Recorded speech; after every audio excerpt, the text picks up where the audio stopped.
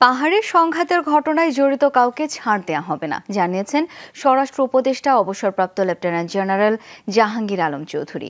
আর স্থানীয় সরকার উপদেষ্টা এএফ হাসান আরিফ জানিয়েছেন সম্প্রীতি নষ্টের জন্য বাইরে থেকে ষড়যন্ত্র চলছে।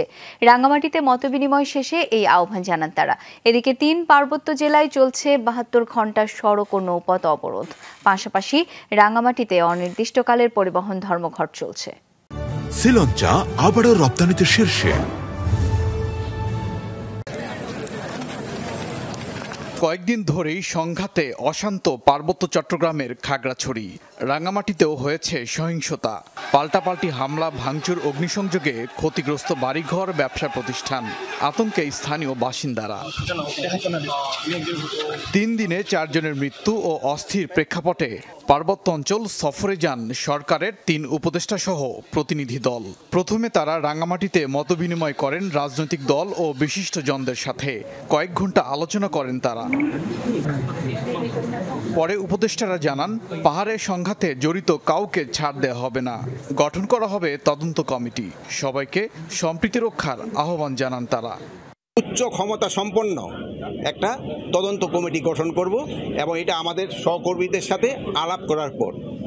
দ্বিতীয় প্রশ্ন হলো আইন শৃঙ্খলা কোনো অবস্থায় অবনতি হতে দেওয়া যাবে না। ভবিষ্যতে যদি তারা আবার চেষ্টা করে তাদের যে হাত, এটা আমরা কিন্তু ভেঙে দেব। আমরা সকলেই সম্প্রীতি চাই, কিন্তু কেন জানি না কোথাও একটা ছন্দপতন হচ্ছে এবং ছন্দপতনের ব্যাপারে প্রত্যেকের মুখে একটি শব্দ উচ্চারিত হয়েছে, ষড়যন্ত্র।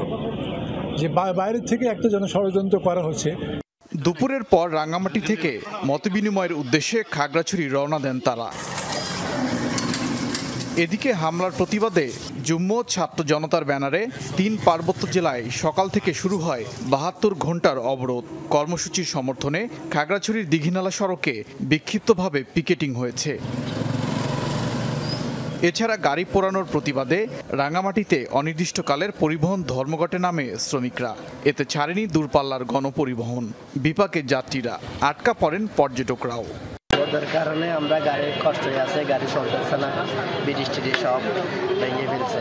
আমাদের খাগড়াছড়ির সাথে কাউন্টার থেকে এখন পর্যন্ত কোনো গাড়ি ছেড়ে যায় নাই। যদি প্রশাসনের সর্বোচ্চ নিরাপত্তা প্রদান করে আমরা গাড়ি চাইতে ইচ্ছুক আছি। কাউন্টারে যাইতেছি বলতেছে ওনারা সাজেক যাইব না। পার্বত্য অঞ্চলে জোরদার আছে নিরাপত্তা ব্যবস্থা। জনমনের স্বস্তি ফেরাতে কাজ করছে শান্তি সম্প্রীতি কমিটি। ওবায়দুর রহমান, যমুনা নিউজ। দর্শক, এই মুহূর্তে দীঘিনালাতে রয়েছেন সহকর্মী শাহরিয়ার ইউনুস। সরাসরি তার কাছে যাচ্ছি। শাহরিয়ার, দীঘিনালার আজকের পরিস্থিতি সম্পর্কে জানতে চাই। যারা ক্ষতিগ্রস্ত হয়েছেন নিশ্চয়ই তাদের সাথে কথা হয়েছে, আপনার কি বলছেন তারা?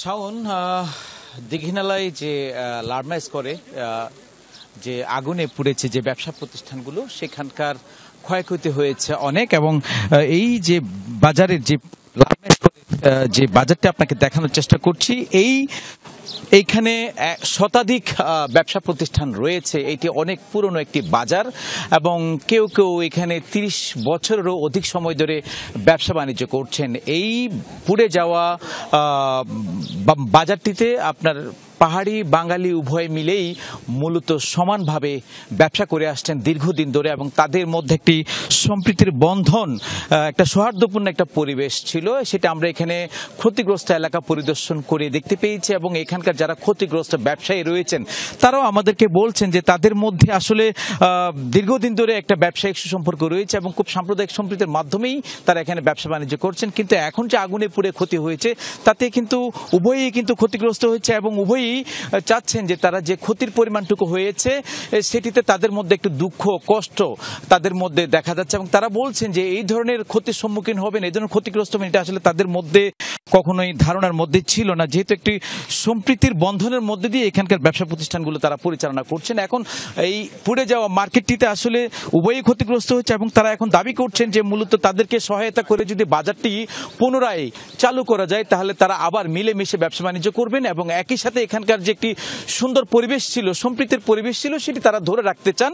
আর আরেকটি তথ্য আপনাকে জানিয়ে দিতে চাই, এখানে এই স্পটটিতে এখন পার্বত্য চট্টগ্রাম বিষয়ক উপদেষ্টা সহ সহ উচ্চ পর্যায়ে যে প্রতিনিধি দলটি খাগড়াছড়ি রাঙ্গামাটি পরিদর্শন করেছেন তারা ইতিমধ্যে খাগড়াছড়ি মত বিনিময় সভা শেষে এই স্পটটিতে আসার কথা রয়েছে, সেটা আমরা জানতে পাচ্ছি বিভিন্ন মাধ্যমে। শাওন, শাহরিয়ার, অনেক ধন্যবাদ আপনাকে।